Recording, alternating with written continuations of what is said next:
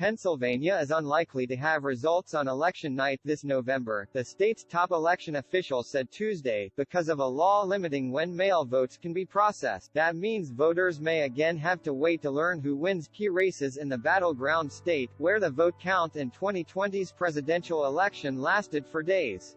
We must again ask for patience, Lee Chapman, Pennsylvania's acting Secretary of State, told reporters over Zoom. Official results will be available within a few days, she said, predicting that unofficial results also wouldn't be available on November 8. This delay does not mean anything nefarious is happening. It simply means that the process is working as it is designed to work in Pennsylvania and that election officials are doing their job to count every vote.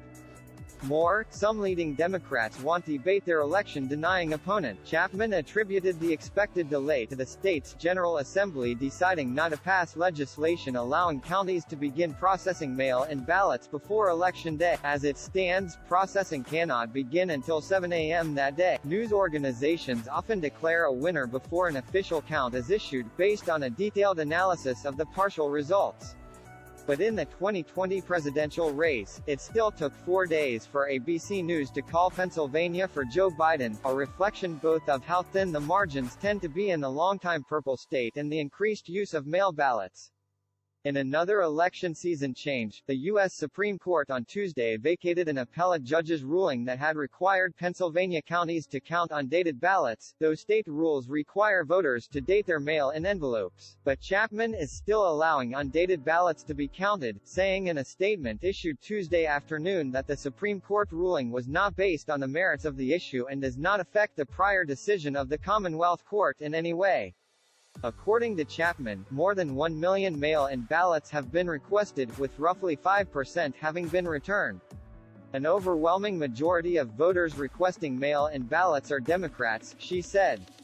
During the last midterm elections, in 2018, roughly 5 million total Pennsylvanians vote. The state is taking a stronger stance on voter intimidation, Chapman told reporters, and will require county officials to report any intimidation that occurs at drop boxes.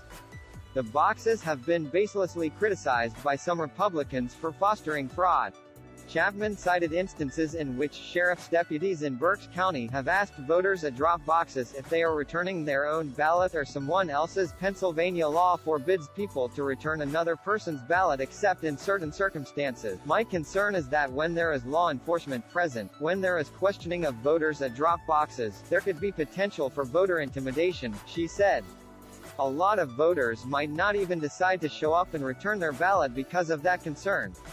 Asked whether she worries that Doug Mastriano, the Republican gubernatorial candidate who led the effort to challenge Pennsylvania's election results in 2020 and has organized a vast poll watcher recruitment effort this fall, may leverage this year's expected vote count delay to question the results of his own race, Chapman declined to say. I don't comment on what one candidate says or does, she said, but my job is to ensure that every eligible voter in Pennsylvania is registered to vote, can cast their ballot and have it counted. Originally appeared on abcnews.go.com.